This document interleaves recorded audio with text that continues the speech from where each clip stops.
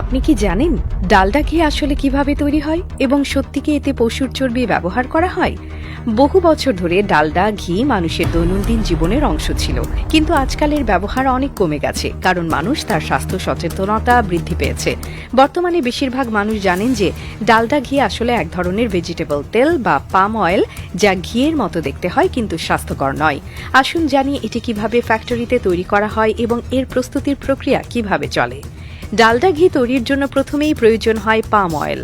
পাম তেলের জন্য টারের ব্যবহার করা হয়। প্রথমে টারের বীজ গাছ থেকে সংগ্রহ করা হয় এবং বীজগুলো থেকে তেল বের করতে বিশেষভাবে তাদের আলাদা করা হয়।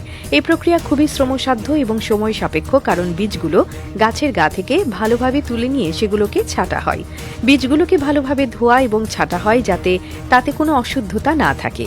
এরপর এই বীজগুলোকে গরম পানিতে ফেলে ভালোমতো ফোটানো হয় যাতে বীজগুলো নরম হয়ে যায় এবং তাদের থেকে তেল বের করা সহজ হয়।